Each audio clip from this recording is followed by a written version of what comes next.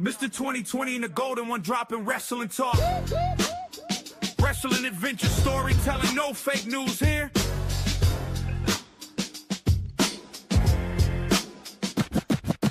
Yo, Mr. Well, what's up, Mike? How's it going today, man?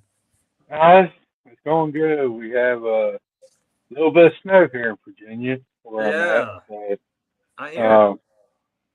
yeah, and then so I've been at the house all day and had Must this be nice. crazy person trying to talk to me for the last 30 minutes, and he was driving me nuts. But The audio was not working.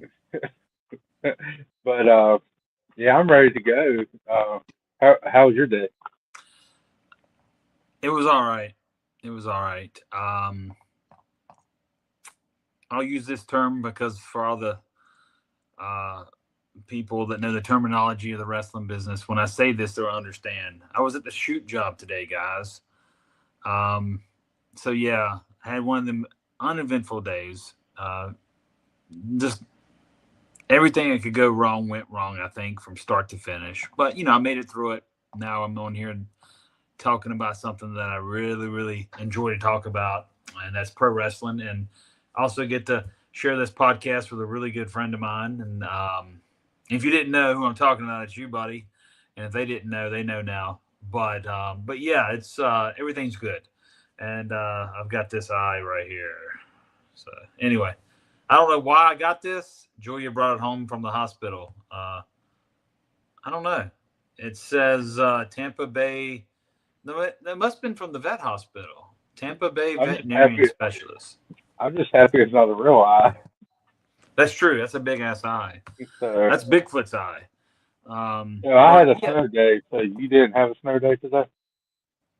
Well, no. I had palm trees and it was hot. Well, hotter. It was cooled off a little more for us, but still hot. Way, way, way, way hotter than what you guys would have been. Right now, 31 degrees right Yeah, now. So. I'm not even sure what the weather is. It was good feeling outside down here because the wind would blow down here and all that, but it was a little cooler. But overall, I mean, to compare it to what you guys are having right now with that snow, and I'm sure you got ice because it normally gets icy up there. But I don't know. Did they cancel Dickens of a Christmas or whatever? No, everything's about still going on, it looks like. Oh, We got okay. our Christmas parade and stuff tomorrow up in Bedford.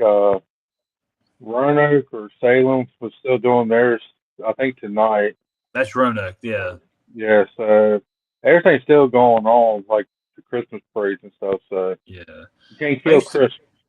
Yeah, I used to go to at least the first week of the Dickens. One year I went to 2 out of 3 because they have a dog show or something, and we didn't have a pet, so there's no reason to go down there for that. But we went to the tree lighting, which is the first Friday, which would probably be tonight, and the second week, maybe the parade the first week too, or the parade's the second week. I can't remember, but we just started going to the tree lighting every year. That's the first Friday, and we go out to eat downtown Roanoke and do that. But that's what we used to do every December that we lived there from 2018 through 2024. So, It's not for tradition. yeah, we Y'all started. y'all can always come back for December, so y'all keep doing that. Well, if I could take the time off and I had a month to spend somewhere, it'd be a good idea. But right now, that's not the case. But we have this wonderful podcast that we stay in touch. But me and you talk 3 or 4 times a week at least. But we stay in touch with the fans, our listeners, and now they watch us. I hope you're watching and you're listening. I'm trying to keep up with the all that good stuff to see where we're at from last week, and just plug away for us, guys. If you love watching and listening and all that, whatever platform you use, and we got many, just keep telling people about us and get the name out there and let them know that you enjoy it and they should give us a listen if they're a pro wrestling fan, or if they're just somebody that likes to listen to podcasts and they want to hear stuff that they don't even know about. tune in. But we had talked during the week that we were going to probably start talking about 1994. Just randomly picked a year out of a hat. We can talk about WWE. We're going to talk about WWE. Will be talked or WWF. I will add. It was before the name change. And by the way, you sent me a tidbit of information this week before we move any further that the WWE name has actually been used longer than the WWF name. Now, isn't that amazing to hear that? It really is. You would think that WWF would have been around longer than the Yeah. WWE name, but it's crazy. Like But it's almost like AJ Styles. You would think he had more of a run in TNA, but he's actually got more run in WWE right now. okay. So, I mean, I time mean, it's wise, you just, mean? Yeah. yeah, so it's just crazy how stuff like that is. Stuff that you don't really think about, and it's already. True. Because before the WWF, it was the WWWF. And then Vince bought Capital Wrestling from his father, and then changed it to just dropped the W and made it a little more simpler to hear to the ears. Which to me it did sound a little better when you dropped that one. It was like the Worldwide Wrestling Federation, then it changed to the World Wrestling Federation, which did sound better. So he was on to something, just like he was on to many things. Mania became the biggest thing ever, and it still is. But yeah, when you sent that to me, I didn't think about it, but then I started thinking about it even harder. I looked it up, looked at the years, and I'm like, oh my Lord, you know, that being my age, I've been through. I didn't really watch the WWF, but I was already born by this time. It was around. Then the WWF, then the WWE. So I've been living through the whole time, right? So it's kind of weird, but but it was really weird just to hear that WWE's name is out there longer than WWF. So now that it surpasses it, I guess that there we are. It's WWE.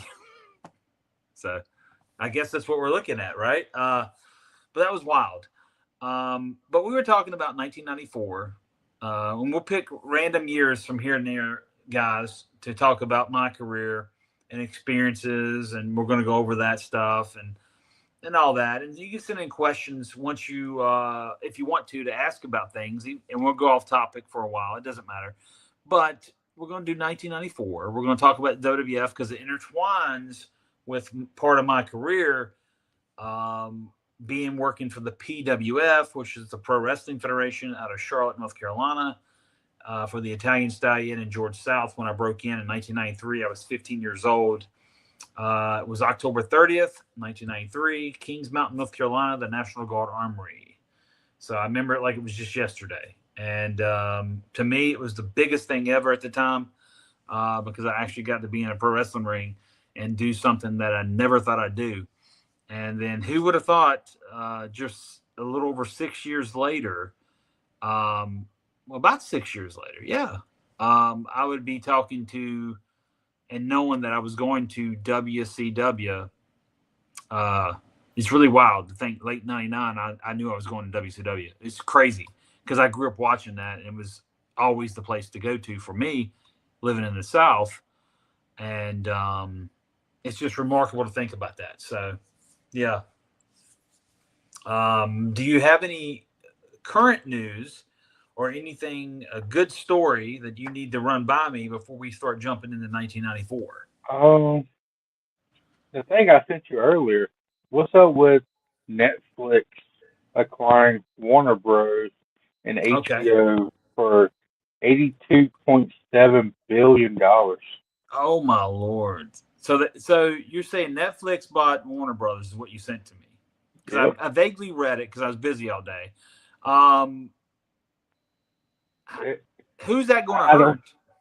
I think it's going to hurt AEW, ain't it? I heard two different reports. I heard Mhm. that everything's going to Netflix and everything, and then I heard that it's like mostly everything, but Warner Brothers and like whoever owns that part is going to try to keep like Discovery part of it and make that its own little separate thing. But Warner Bros. And HBO is where AEW is, like TNT, uh, HBO is where they do like the pay-per-views and stuff. Like, Mm-hmm. if it all goes to Netflix, is it going to be like, are they going to lose all of that stuff? Like, what's going to happen with AEW? Yeah. Well, think about this. You remember the WWF had what they call it, Black Saturday or something back in 1984 when they took over Georgia Championship Wrestling's time slot. Well, we're in a different era now. You ain't got to worry about that. Most wrestling fans are familiar with each product, and probably wouldn't get mad and call the station up like in 1980s.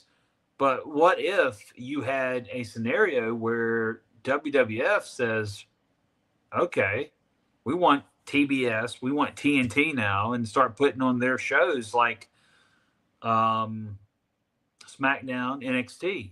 Maybe leave the Raw on Netflix. Who knows if it's working for them?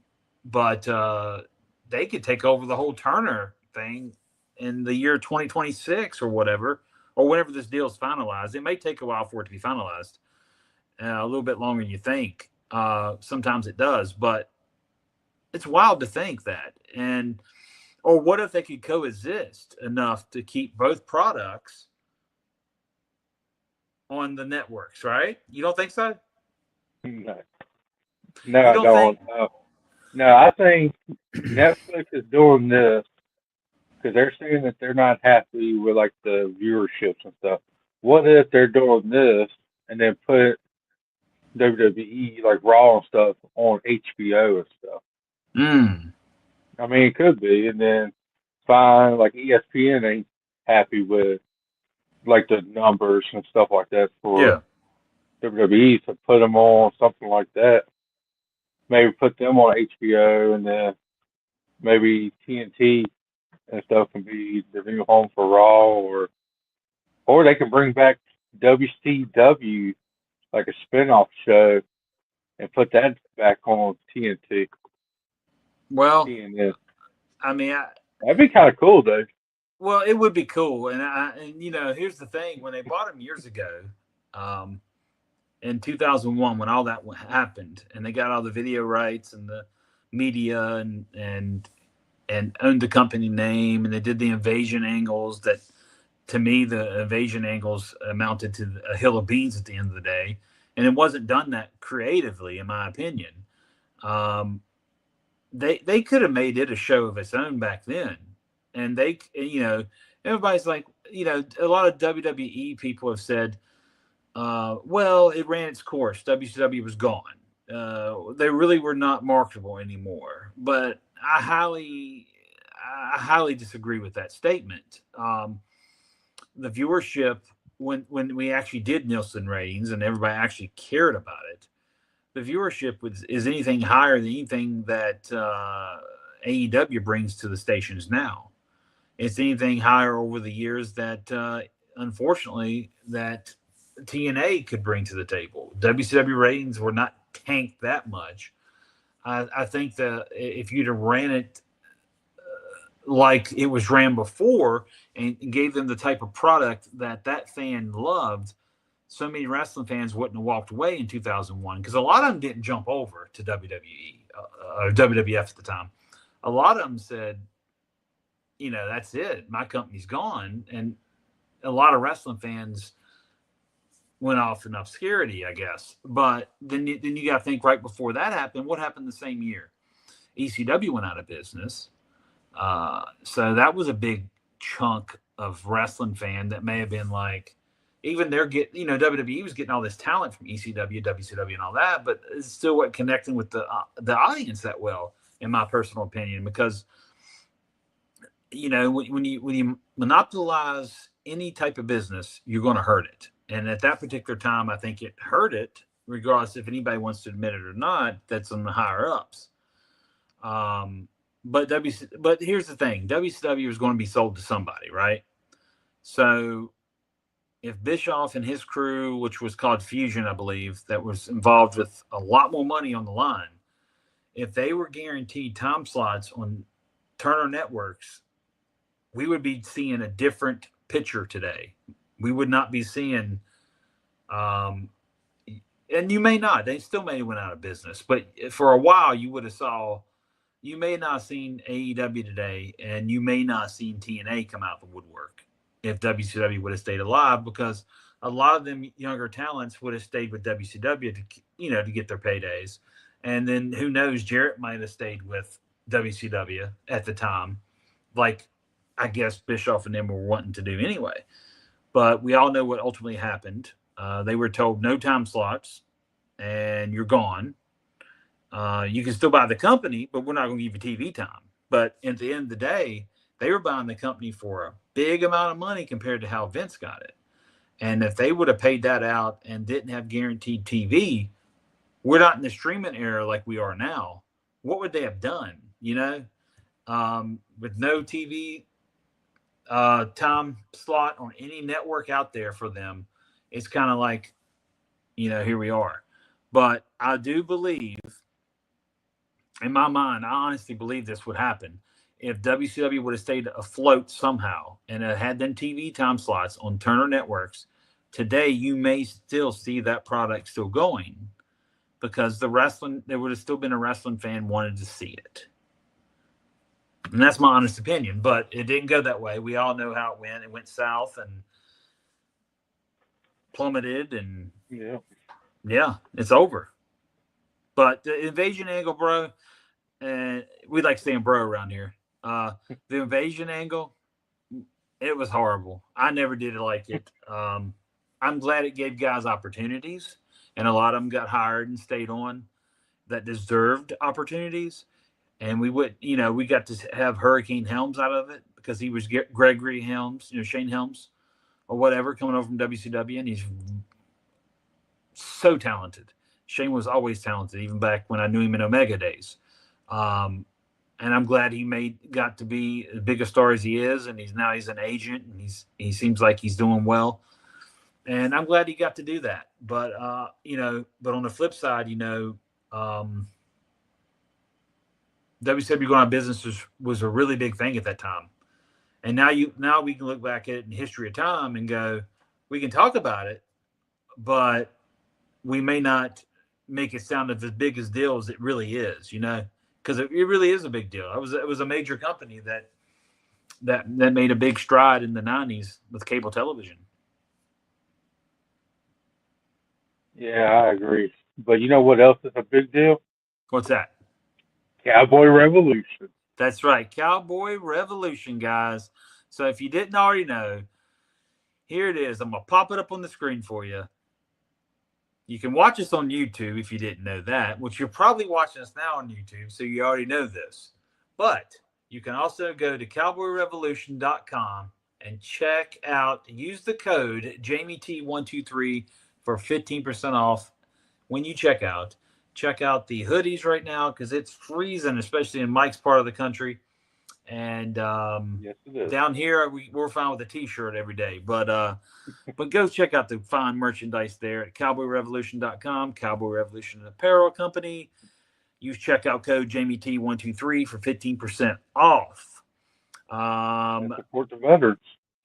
That's right. It's absolutely for the veterans. If you see that on the screen, I also want you to see this. Listen to us on all streaming platforms. When I say listen, it's not watching. That's only YouTube, guys. But listen to us we're still on Pandora, Podbean, iHeartRadio, Amazon Music, and Spotify. So you got plenty of places to put it in your ear, on the treadmill, the car, the ride to work, the ride to wherever, sitting in your living room. You don't like to watch stuff, listen to it.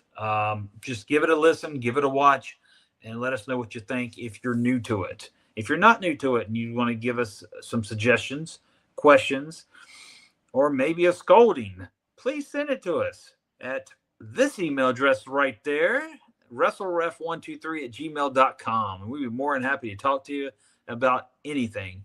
And it doesn't have to be wrestling related. So keep that in mind as well. Yeah, it could be about anything. One of the early episodes, I think they talked about, when it was you and Julie, I think it was something about how do you cook your steak or something. That's right. like one of the early episodes. So we talk about anything here. Yeah, I'm just messing with Oh, buttons right now. So if you've seen a bunch of weird flashing on there, sorry and apologize. Still having fun with this. So, uh, Mike, uh, here we are. We're in the end of 2025. yep. We're December the 5th, and Christmas is exactly 20 days away. So, for all the viewers out there, you know about cowboyrevolution.com, right? Yep. Well, we are going to have our own merch coming out. It's not going to hit before Christmas, but we just want to let you know, don't spend all your money at Christmas. You're going to be wanting to buy some of our stuff. We're going to have some t-shirts and some hats with Jamie and Mike's Wrestling Adventures logo on them. I'd love for you to check it out. We will have it on here for you to look at. And when we get that, just we'll send you a link how to order it. And we'll also have a code for you to save some on our merchandise as well. So get ready for that. It's coming up. It won't be before Christmas, but I just wanted to bring up the Christmas is near. Merry Christmas already to everybody. Happy Hanukkah. What else we got? Kwanzaa. We got all this. We enjoy it all. And we want you to enjoy your holiday, whatever you choose to do. But you must buy our merchandise. So, anything else? Not at this moment. But Okay. you said you want to talk about 1994, right? That's right. 1994. So you was how old in 1994?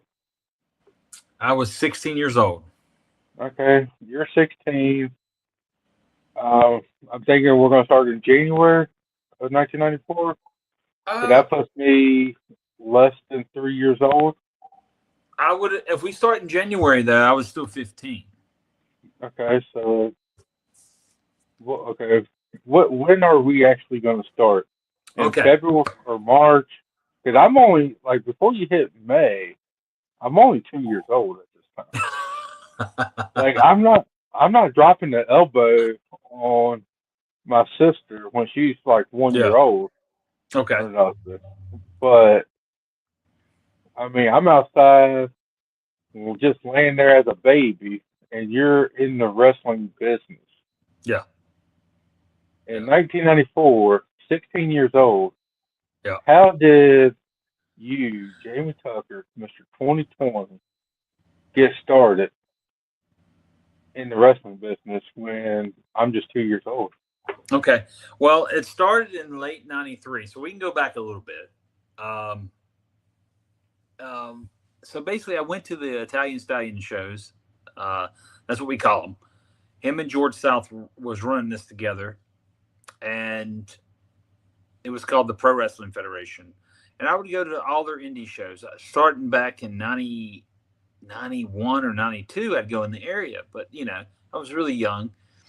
And I remember it was like I went to a show like January 1st of 1993 at the Armory in Kings Mountain, the place I actually ended up working 10 months later, I actually started. And Stallion's like, they needed a ref that night. Their ref didn't show. They had 0 refs show up. But, let's be honest, on the indies, especially back then, nowadays you got so many refs out of the woodwork, you'd be all right. But back then, if your refs didn't show up, you'd pick a couple of the guys out of the audience, or I've seen that happen. But Stallion would pick some of his workers, and he'd be like, letting one go out there, referee a few matches. He'd come back and get in his gear and wrestle probably, and the other one go out. And, that wrestled earlier in the show would referee the other half. So you see a lot of workers in there with just ref shirts on it. And it was no big deal. But so this given night, he's like trying to convince me to start refereeing. I'm 14 years old, January of 93. Well, I was timid, shy kid. Always was growing up. I was just a really shy kid, and I didn't want to go do it and be out in front of the crowd at that point. So what happened was I called up my good friend, and I'm thinking about having him on here one week so he can tell us about his journey. His name's James McCone. He was actually my neighbor as well, oddly enough, growing up across the street in Charlotte. And we went to a lot of South Atlantic pro wrestling shows and sat on the front row together, and really good dude. Well, anyway, I call him and tell him they need a referee and they need to get up to Kings Mountain. And I tell Stallion I got somebody if he's interested. He's like, yeah, cool. So that's how James got in. James got in January of '93, and I didn't get in till October 30th of 1993 is my first night. And how I broke in was they kept. I knew a lot of the indie talent, and a lot of the guys just kept messing with me, telling me I need to do it. You know. So finally, I'm like, okay. So I buy me a ref shirt at the Sports Authority, get a pair of black Dockers, black socks, black belt, cheap pair of black sneakers, because I didn't know how far I'd go with this, right? And I show up on October 30th to referee. Well, my pointers were, I had no prior training. My pointers were before the show. And it was basically, shoulders are down, you count. If they don't kick out at 3, the guy wins and the other one loses. Basic stuff, right? There's a 5 count on the ropes, 5 count in the corner, standing 10 count in the middle of the ring if the guys are down, 10 count to the floor. And they did NWA rules, which was Crockett rules, where if the guy went over the top rope, it was automatic disqualification, So we did the old school rules.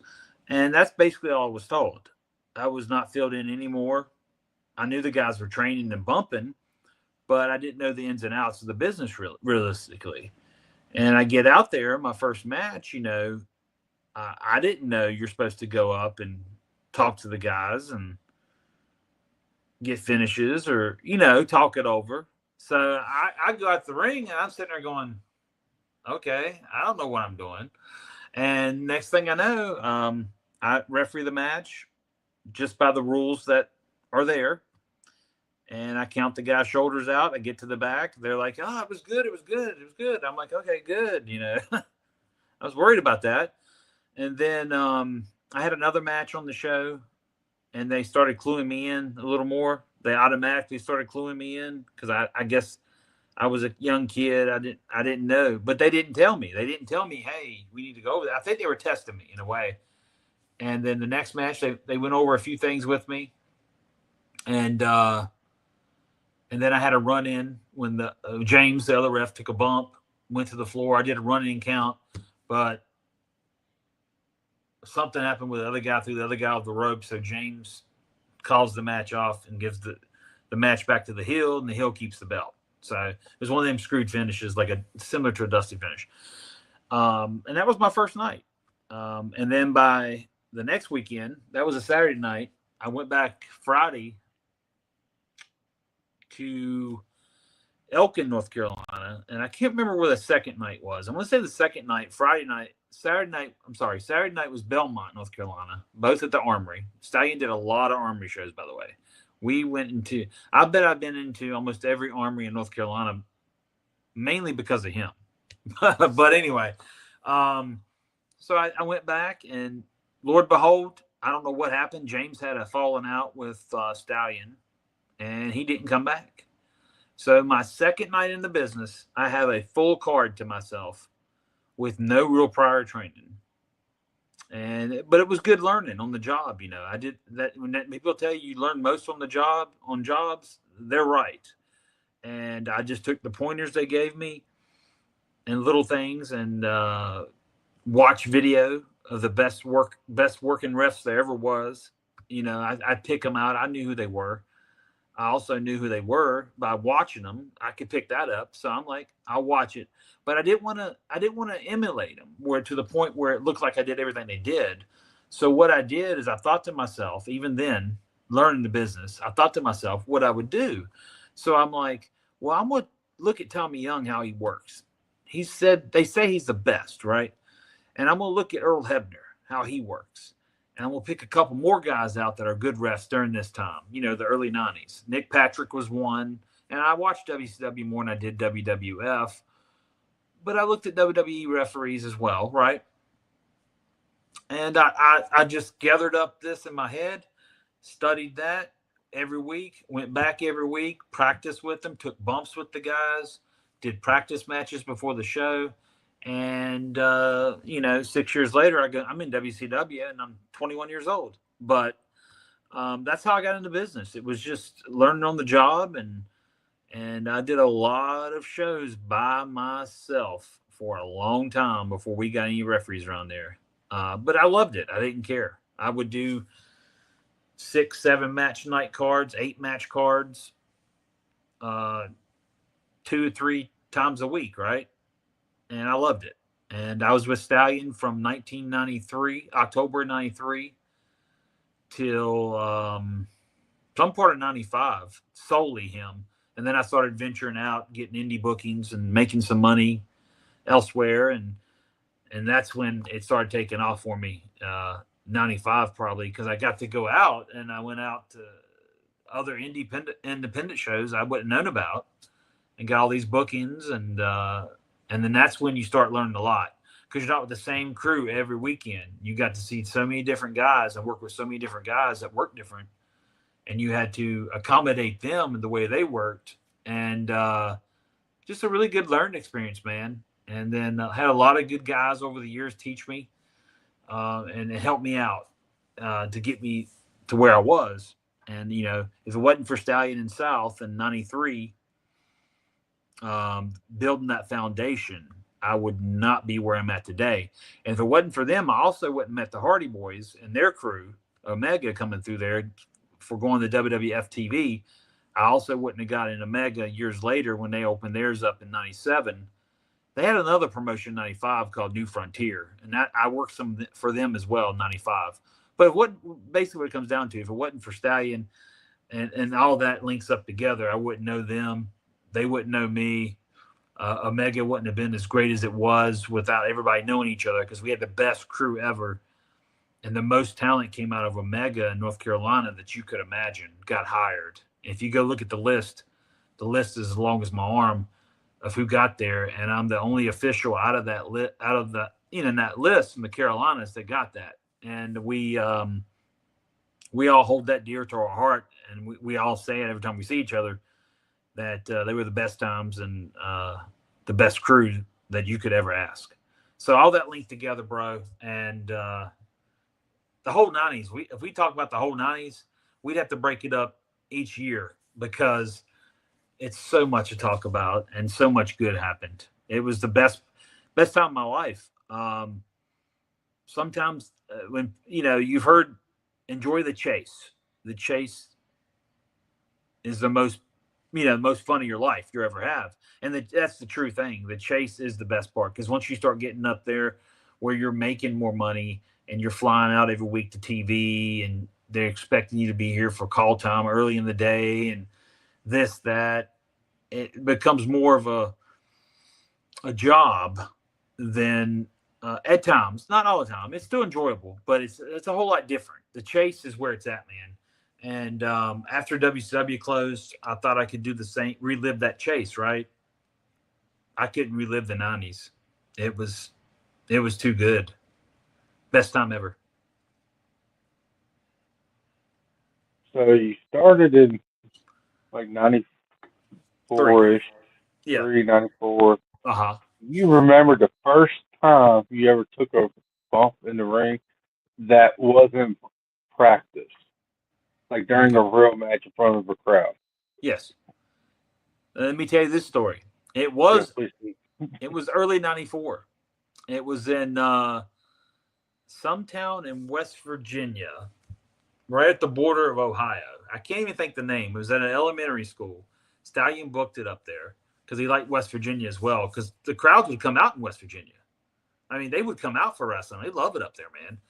And so we went up there, and it's Stallion working, I believe it was the Black Scorpion gimmick. And I know for a fact who was under that hood. His name was Joey Stallings. He went by Randy Sledge normally on the indies. and he's passed away. Rest in peace. Really good dude, though, man. He helped me out a lot too, understanding psychology and all that. But anyway, so the way that goes in the finish, where I wasn't asked to take a bump in this match, I ended up taking a bump anyway. It was by accident. So basically, they shoot into the corner and then reversal, and somehow I end up in the way. I take a bump. I knew to fall, I knew that. I'm like, well, I got hit. I got to go down. So I went down, and they went into a finish, and I wasn't able to count it. So they played that off because I was knocked out. And then we finally went into the actual finish. And then afterwards, what was good about this, afterwards, the next week, we end up back in North Carolina. I think it was back in Belmont because we ran there once a month at the Armory. Stallion walks in, and I'm just in there just with the guys, shooting the crap, refereeing some things. He's like, I want the kid to bump with you. And when he said bump with you, he had me trained. I was doing wrestling, bro. I was doing backdrops, suplexes, you name it. They were doing it to me. And I was probably 170 pounds, if that. So I was very light. So if I didn't, in the pro wrestling business, just timing's everything. If my timing wasn't right going into moves, it didn't matter. They could pick me up and be like, okay, whatever. Because most of the guys back then were, none of them were. And this is not knocking nobody. Nobody was 5'6" and 130 pounds back then. It was a different era. And that's not knocking them because I won't do that because a lot of good cruiserweights started out smaller and, years later gained a little weight. But that's what we got cruiserweight wrestling and light heavyweights for. But these are bigger guys and they were just throwing me around like a rag doll. And that's how I learned how to bump. But the initial bump in the ring was not supposed to happen. Is that on video, VHS? Is it on one of VHS you sent me? Do I have that bump? If you have any of the home videos in your collection, you may have it. I don't know if you do or not. I don't know I can't remember what all was given to you now. But now that I think back, still got so many, I should have gave you a lot more. Well, one thing that I did get is this little hammer. Yeah. Oh man, I saw something today talking about that hammer, right? I saw something today. It's like a Christmas gift, like a stocking stuffer. And it's probably a good 4 inches long. And it's a little hammer, but it also has like little tools that come out of it. So like an all kind of tool, multi-tool. And maybe you think of that hammer today. I mean, that'd be a pretty cool tool because it's multi-tool. But This is a little hammer, and it's actually signed by Jamie Tucker, Mr. 2020, right there. And on the back side, it says, enjoy your tiny hammer.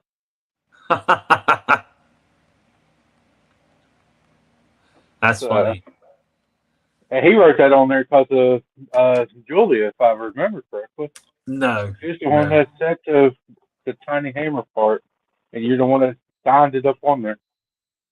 You wanted me to sign that was a good time. That was a good part of the week. Yeah. So, yeah. I mean, a lot of laughs. Yeah. That was a good. My last week in Roanoke was probably really, really awesome because I had a lot of friends of Julia and mine leading up to leaving there to come back to Florida.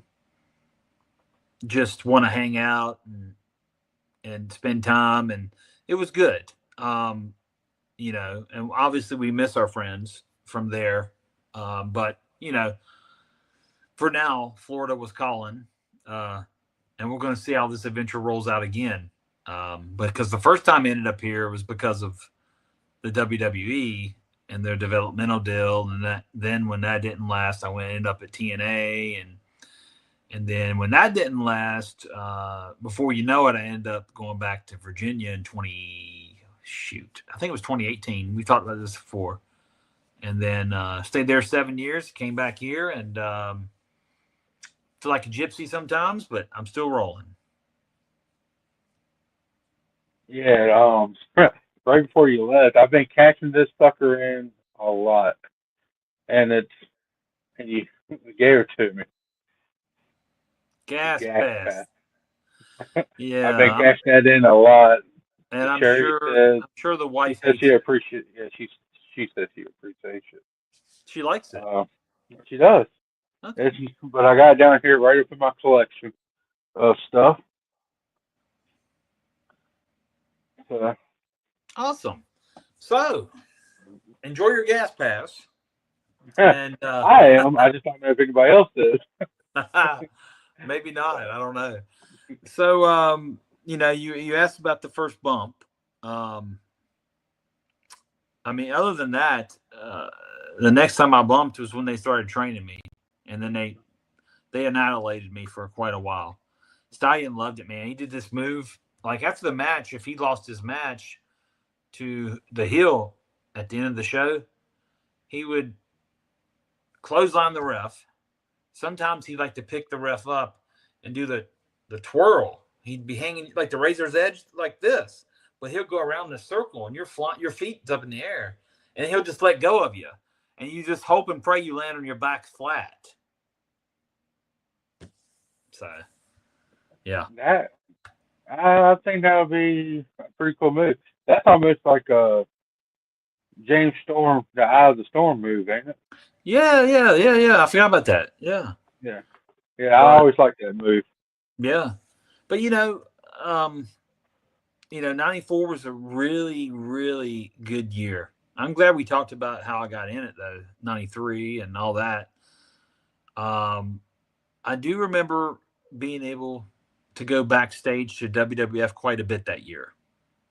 I also got to get a lot of free tickets in the South Carolina, North Carolina when they did like superstar tapings. When they had that back in the day, it would just be a superstar taping. So it's like, and then they'd have a challenge taping in the Carolinas at different various places like Fayetteville and North Carolina and Florence, South Carolina, to smaller arenas. But I got to go to a lot of them and thought that was really cool, man. Just to see that up close because I was in the business. I knew about being in the ring, and then I got to watch it the big time up close and got to see the backstage and how it worked. Started then, so that was really cool. A couple of stories. July of 1994, July 4th comes to mind. First off, this is a decent story. Stallion had to go to TV, and he had booked an Armory show that weekend up in. It actually fell July 5th or 6th. It was a Saturday night. It actually fell. He's like, we're going to run one show that weekend, but I'm going to be at TV, and you have to run it. So I'm like, okay, I'm a 16-year-old kid running a pro wrestling show already, right? So I'm like, got it. And most of the guys like Matt Hardy and Jason Arndt and a bunch of them went up to TV, but Shannon Moore never went at this point. He never went to TV with them as a group. He was a little younger than us. And then, but Jeff Hardy normally went, but Jeff didn't go on this weekend. So Jeff stayed back. So Jeff came in, did Will-O-the-Wisp gimmick, and was working Shannon in a singles or something. And we had a couple other Stallion mainstays that didn't go to TV for some reason, didn't go up in the van to do the TV in the Northeast and New York that week. It was like a 2 or 3 day trip. And I just put this little card together, and I actually worked on it. Probably my third match ever, and I worked as a face, and I worked another guy. He's out of West Virginia. He came down every weekend to train. Damn it. Went by the Wildcat, but I can't remember his real Greg. I know his first name's Greg. Went by the Wildcat. But me and him did a little match. It was okay. I never tell everybody I was a great worker because I put all my effort and energy into reffing. But I did that. I worked on the card. But what I remember about that was, you know, Stallion giving me the trust to you to 16-year-old kid. My dad drove the ring truck because I couldn't drive that yet. I was only 16. I can't drive a moving truck at that point. That's what it was, a big box truck, probably a 20-foot box truck. And my dad drove it. I rode up with him in the cab, and we put this show on and all that, and it went smoothly. But that week, I do remember Bret Hart worked the 1-2-3 Kid live on Raw. Maybe it was Saturday. Maybe Raw was live on that Saturday. I can't remember. I think it was. It was on a Saturday for some odd reason. And Bret worked the 1-2-3 Kid, and I thought to myself, you couldn't ask for a better matchup, right? And that made me want. Then, I was like, Stallion's got connections with the WWF. Maybe I can get a job with the WWF now if WCW doesn't work. I don't know. I was only 16 years old. I couldn't go anywhere yet. But I remember that story being a really good weekend and just knowing that being able to run that show and being able to learn more facets of the business, right? To learn more stuff. Which years later, I worked for the office with Burt Prentice in Nashville, which we'll talk about that later on. But it's just good to learn every damn aspect of the business that you can. And that was an aspect that was good for me to learn. I already knew how to put up the ring, but I was in charge of this thing. I was in charge of making sure the show went on. I was in charge of taking the gate. I was in charge of bringing the gate to Stallion when the show was over. I was in charge of so much. Making sure the armory was cleaned 100%. It was all on my butt because him and I think George was still around. Maybe not at this point. Him and George had a falling out at one point or something happened. I don't know what happened. But anyway, long story short, it was just so cool to get all that put on your back and have to carry it at such a young age. It actually builds more character in a business that at that point in time was a tough man's business. I'm not saying the guys ain't tough now. I'm just saying the way they did things was a little different than the way we do things now. It's not as corporate back then. And a lot of weird stuff happens. But yeah, I thought that was a cool thing to learn and do. And that happened in July of 1994. So did you get more money out of it? Because one story you said, like, how the whole pay and stuff like that, how they did y'all pay. Almost sounds like Walmart. Uh, I probably should have said that. But no, did you ever get more money when you did the show? Oh, from Like that? just reffing compared to Yeah. help running it? Yeah. Or For was it the Stallion, same? during that time, I don't remember making a whole lot. I know the house was bad that weekend. It was July 4th. And it was an indie show in Wentworth, North Carolina, at the state line near Virginia. That's all I do remember. I think the house was down, so probably not. Probably not. But for Maybe me, just it was a hot dog and a handshake? that's a joke going around that in the business, not just for Stallion and them, but that a hot dog and a handshake is how you got paid. But a lot of that was just a lot of learning time for me being at my age. I'm only 16 at this point, so I'm learning. So the last thing on my mind was, oh, I got crapped out of pay tonight. I just enjoyed every bit of it, man, and took in as much as I could, knowledge-wise, and helped shape my my body of work that I got to take with me. So, I enjoyed every bit of it. A lot of guys would have said, "Oh, I wouldn't have done it," but I mean, you do you, and I do me. You know what I'm saying? At the end of the day, and we all have our different paths to how we make it at things. But I wouldn't take back one single time leading up to getting my first real actual gig in this business to I wouldn't take back 1 minute of it, how it was done. It was a great time. When I look back at now at my age, I go, man, you really had it good. You had a good time, and you learned from some good people. And them times, you got all these memories, and I got the cards written down, the winners, the winners, the losers of all the stuff I did during that time. And then, but so much happened even way after that. But during this time, it was just taking it all in at such a young age and just learning and appreciating it and all that. And I did, I can say that I actually appreciated everything that Stallion did for me. I'm not saying we saw eye to eye all the time, especially in 95. I got stories for that later on down the road, but we didn't see eye to eye on everything, but that's life. And, I wouldn't take back one moment that the knowledge and stuff that he gave me. I wouldn't take back one thing of it at all, and say and be disrespectful and say I didn't really enjoy it, because I did. He took us to TV.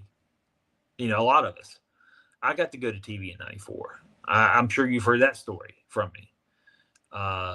Went there, and I think it was November is when I got to go up for it's about a 3 or 4 day loop on the TV that week.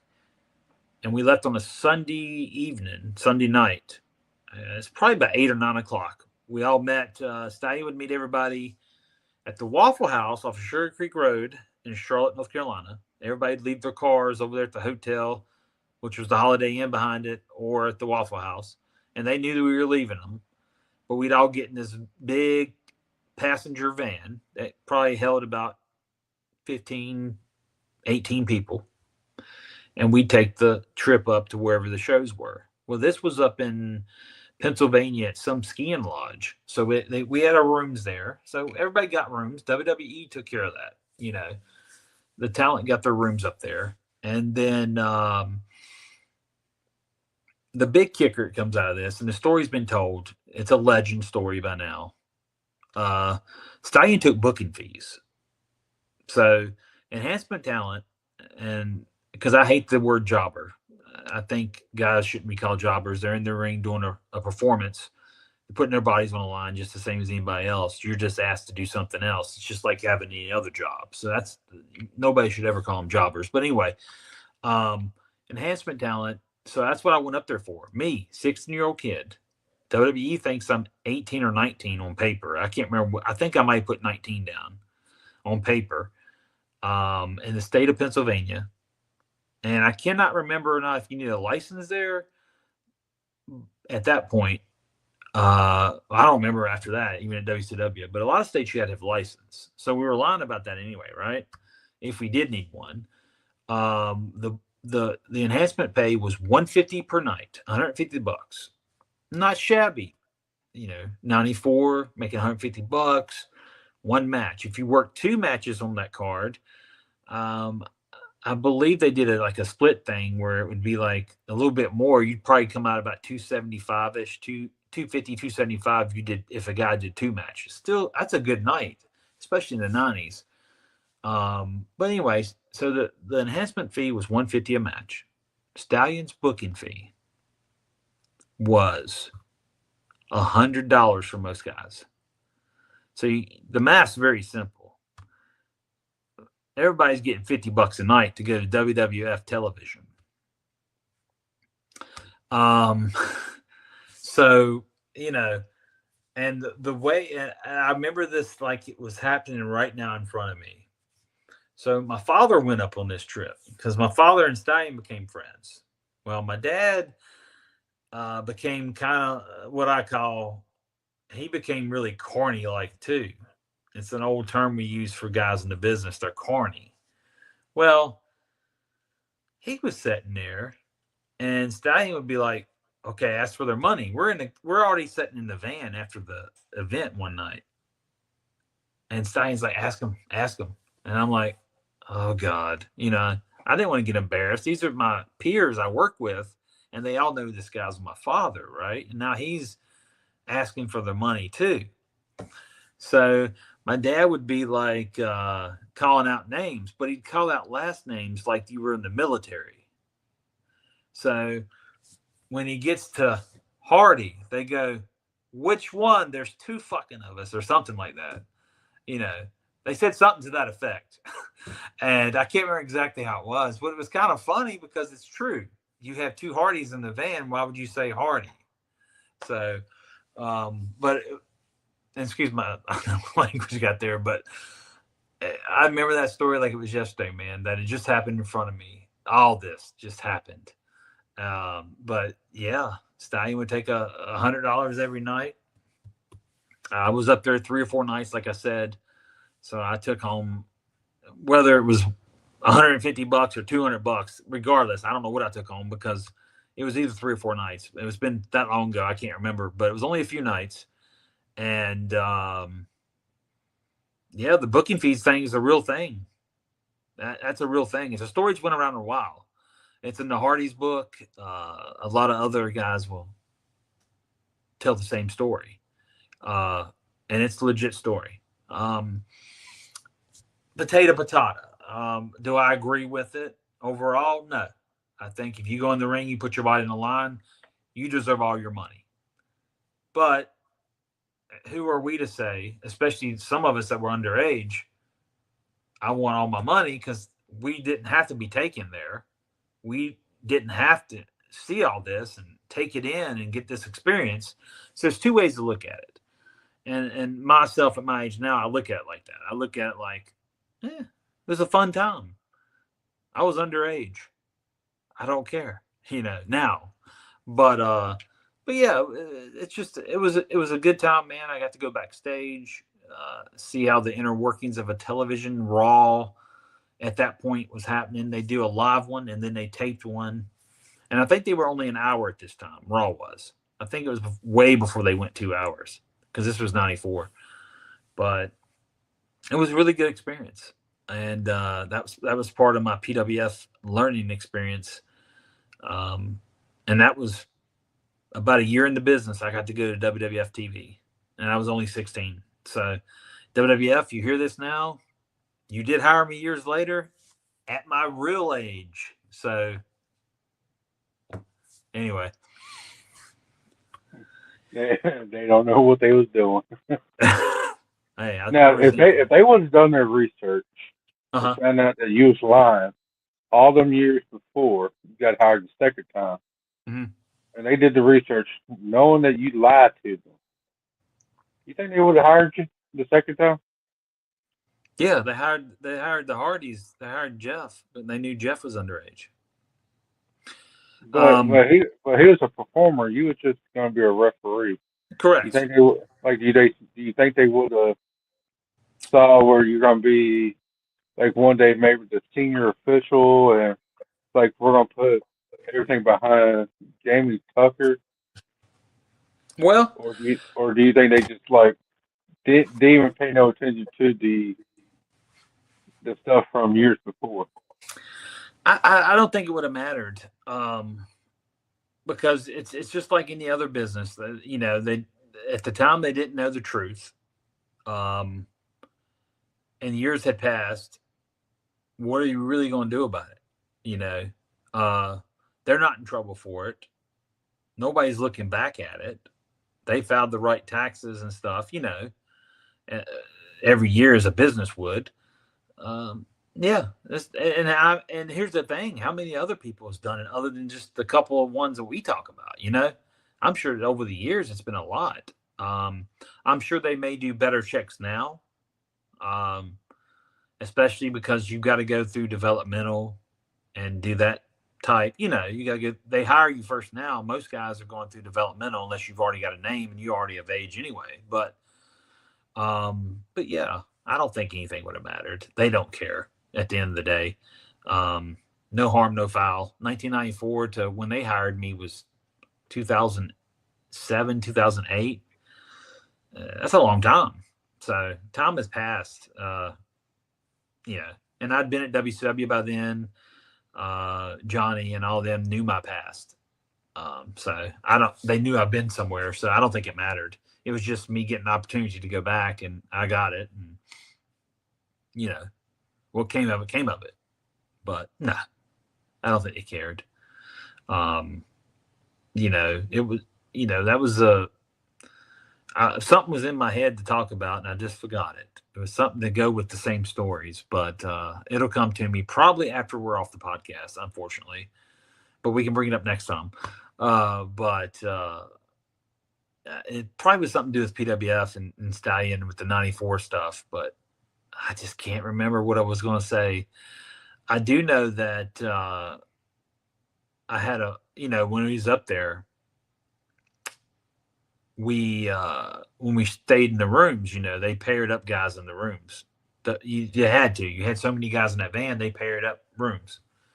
So I know it was like I was in a room with who was on it? Me and Stallion, actually. Yeah. Which, that's common practice. You share rooms over the years and all that.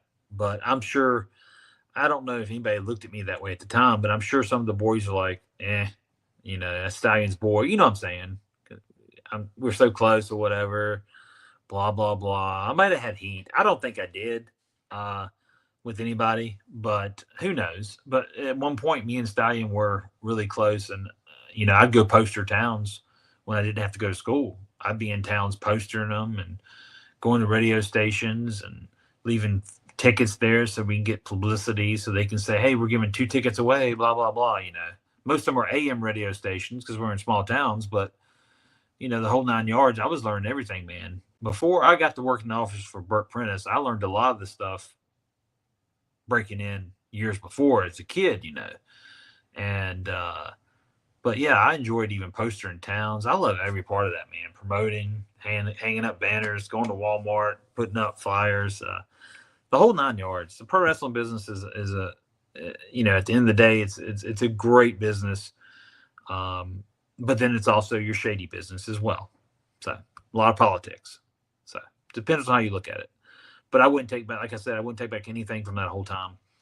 And the main reason, I'll bring this up too before I forget it. The main reason in 95, me and Stallion had a falling out was because I wanted to start taking bookings outside of the PWF. So when I took my first booking, he got mad, but he let it go. What really turned that all upside down, my man, and I'm going to be honest about it, is when it was a guy that came through there at wrestling school. His name's Todd Childers. He decided he didn't want to be a wrestler after bumping. It's hard on you. Some people can't do it. So he's like, me and him became friends though. He came back as a ring announcer and we became buddies, and he's like, hey, why don't we run our own show? So he talked me into it, and we started running our own promotion called the Hardcore Wrestling Alliance. And he was an artist, so he could draw up a logo. He did everything. Made up names, had a couple of them trademarked or copyrighted, whatever, for talent, but we never used them. We never put the name on talent. We had them. But once he found out about that, he told me, he's like, you got an ultimatum. You run this show coming up, you don't come back. You got a choice. And I need you to stop working for other people. And that's what broke it. I could have walked away from running the show. But when you told me that I couldn't work for other people, and I knew that was in my best interest, I was like, okay, I'm done. And I walked out. I was helping tear down the ring that night. I walked out, and that was in Charlotte at the training center. And I never went back for a few months. I ended up going back doing some stuff with him again. But at that time, I was like, okay, I make my choice. I'm leaving. Bye. And I did. And I was in 95 at that point. It was summer 95. I was 17 years old. So, but that's how we had our falling out. But things happen, and years later, we're fine. And after WCW shut down, I actually worked a couple of indie shows, a couple of his shows up in Gastonia and Mooresville in 2001 after WCW shut down to get some local work because I still wanted to do it. And it's before I moved to Nashville for Bert. And, bygones are bygones, man. Time heals wounds, I guess. But, a lot of things happened through them years. But we wouldn't even have enough time to talk about the whole PWF in probably 5 episodes. We'd have to break everything down. But yeah, it was a great learning experience. And I do want to touch more on it. Probably down the road, more of my indie years, throughout the 90s, maybe 96, 97. We can talk about all Omega one week. We can talk about all Burt Prentice's stuff one week and go from there. But I got a lot more Italian Stallion stuff too, probably George South. But yeah, like I said, man, it was a good time. And I wouldn't take back any of the time in the 90s that being my age, breaking into such a business, it helped me jumpstart to get my job at 21 at WCW. If I'd have started later in life, I may not even had that opportunity. So I think everything happens for a reason, and that's what my reasoning was. It was to shape me at a young age to get to what I wanted. So never regret it. So you went back the second time. Yeah. Why did you go back? You left on, it sounds like, bad terms. Yeah. Kind of. Mm-hmm. And you can do what you want to, go do other shows and everything. Yep. What made you go back? Did you have to stop doing the other shows to go back, or No. y'all work out a compromise? I came to his shows when I could, outside my other bookings. So if I would do 3 or 4 shows for him a month, the rest of my shows would be elsewhere. He'd let me come in and out like that. Didn't care. I still think he had hard feelings at the time, but nothing was said. He had the big shows in Charlotte, the big shows paid by Northside Baptist, where we tried to get members for the church by doing this, is what they did. And they put these big shows on to the arenas in Charlotte and have a few thousand. And he had that going on for him still. And 95, they did the old Charlotte Coliseum. He had the Iron Sheik in there and the Rock and Roll Express and Barbarian. I'm probably missing a few guys, but, had a nice card. And I got back to do that. And then 96, I was same thing, off and on with him, off and on. And then not as much. It was way scaled down. I worked so many other places, I didn't need it really. But in 97... or was it 98? We had a big falling out, big one. I think it was January, February 98. It was somewhere in there. Everybody knows K Quick or Crush, or what's he go by now? Quick? No, R-Truth. R-Truth. There we go. Yeah. Sorry. Well, me and him, we became friends, and he rolled with another guy. His name was Antonio. Well, I remember up in Jefferson, North Carolina at the Armory, he sits there and goes, we're talking in the back, and I'm like, I'll pick you up tomorrow, or we'll meet tomorrow or something. I think it was, meet me at my place tomorrow. You can ride down with me, telling R-Truth that. And because the guy running shows in South Carolina, his name's Brody Chase, and he paid like a lot better than Stallion would ever pay, and everybody was making money. And Stallion walks in the dressing room and he hears me say it, and this is no line. I swear to this, as God's my witness. He grabs me. I had this Panther jacket on. I remember it as yesterday, bro. It's cold of winter. I had this puffy Panther jacket on. He grabs it, throws me up on the table. Now, I'm not joking. If the table wasn't against the wall, I would have went over the table. Table would have fell too, and I would have went to the floor. Luckily, the wall saved me. And I actually told him, I said, I'm done. I am done this time. And I left. He calls me. He was running a show in Kings Mountain the next day. He calls me, and he goes, "I want you to come back tonight," trying to get me not to go to the other show, right? Because I want you to come back. We can work this out, blah, blah, blah. And I'm like, well, I'm already booked. I'm pre-booked there. And I normally don't, you know me, I normally don't tell people that I'm going, I take my bookings. I make them. I make my talents. And he's like, okay, brother, because he said brother a lot. And next thing you know, I quit. I never went back after that. So, yeah, it was, weird times. But I had, from 95 to 98, it was sporadically up until that time. And then I wasn't there every weekend by any means necessary.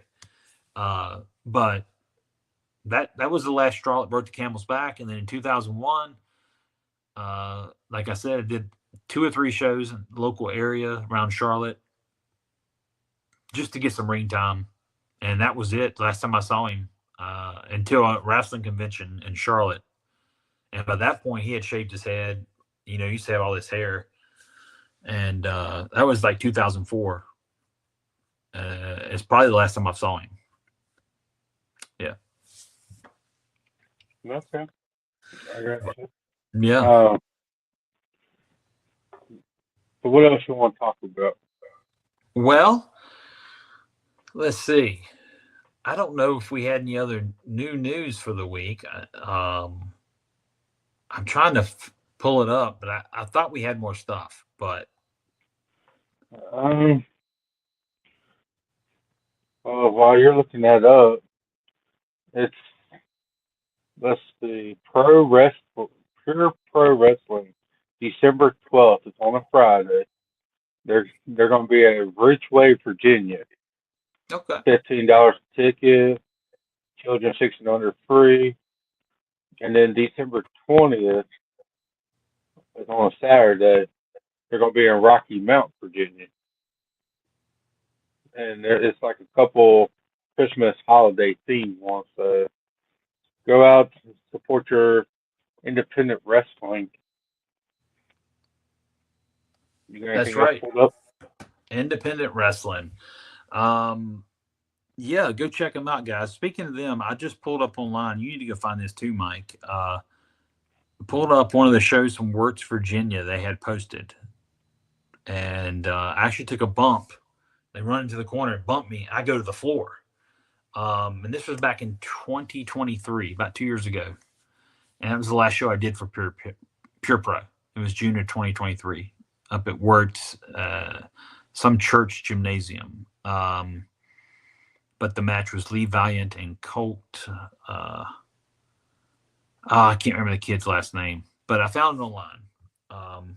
But yeah, go check it out, guys. Look up that too. Look up their stuff. It's all over YouTube. Then they got the Wrestling Expo here next weekend up here in Clearwater.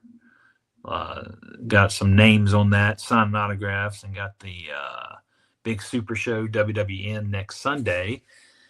And they're running next Monday as well, the last Monday of the year in Clearwater at the OCC Roadhouse. And that would be on the 15th. And then they should have one this Monday coming up, which is, if my math is right, that's the 8th. Is that the calendar? The 8th is Monday. Yes. They'll be running there this week at the OCC for a Monday Night Mayhem.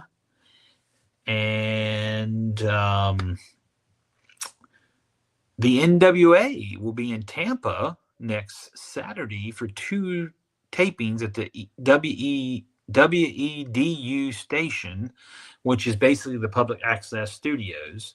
And tickets on sale for their show. I believe their show is only $15 for ticket to go see the NWA. And there's 2 of them.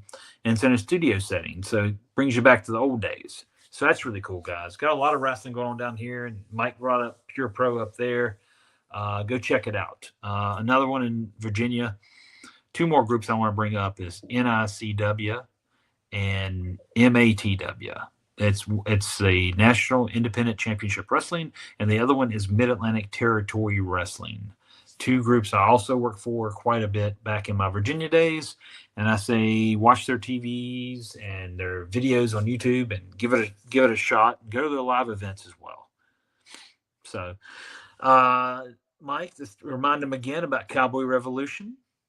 At checkout, use code JamieT123 and save that 15% today. What else we got, guys?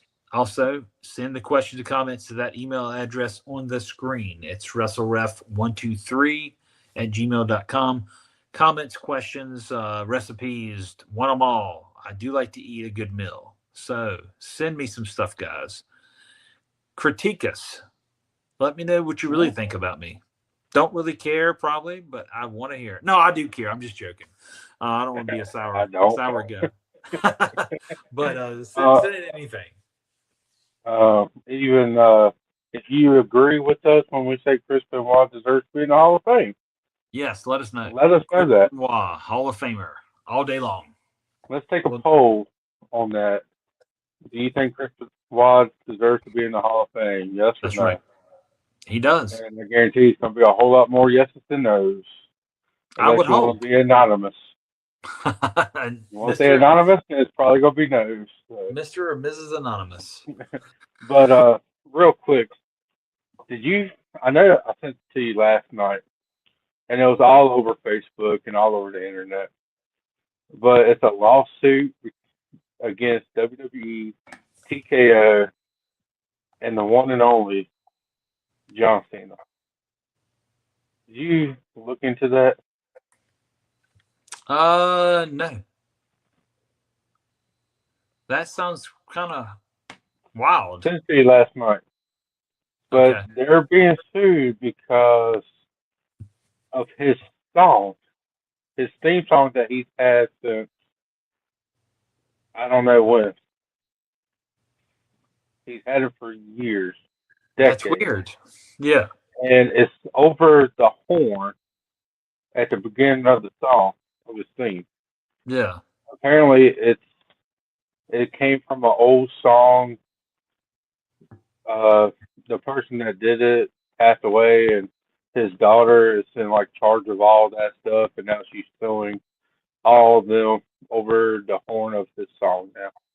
Oh wow, that's crazy. If this lawsuit happens, and his last match is a week away on Saturday.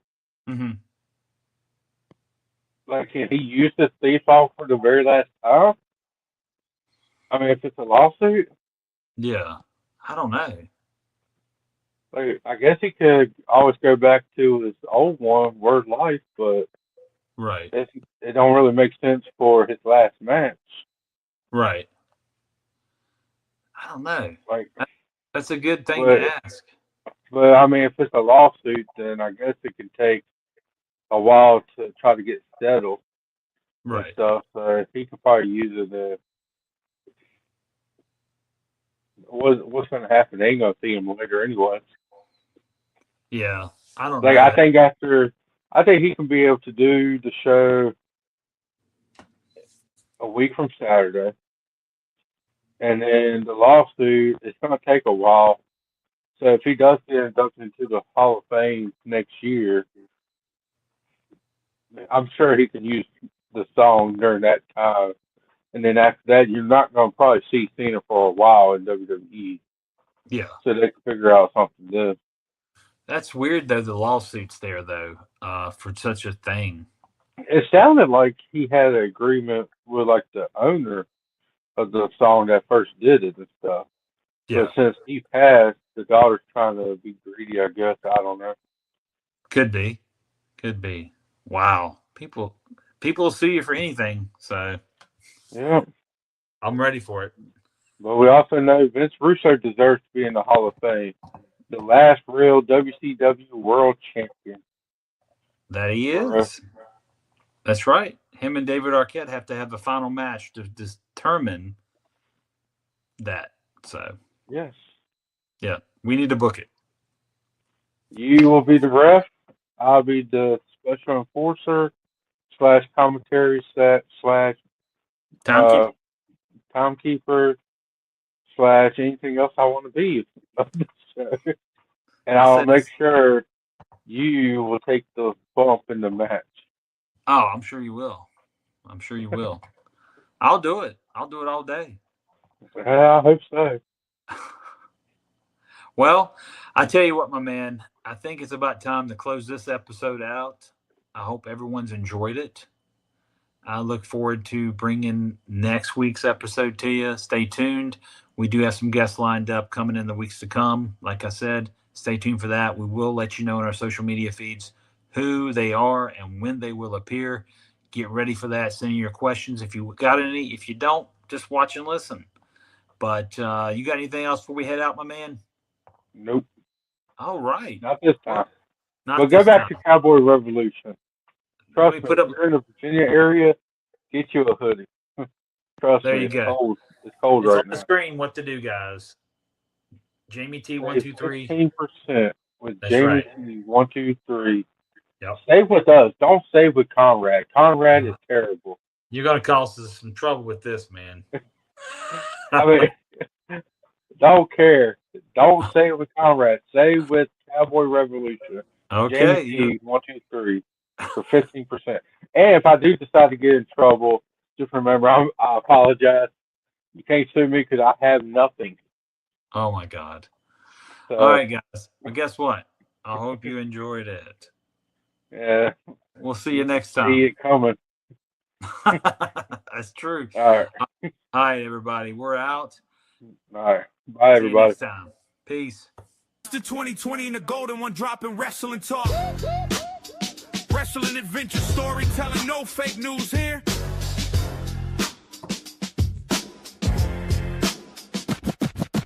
Yo, Mr. 20.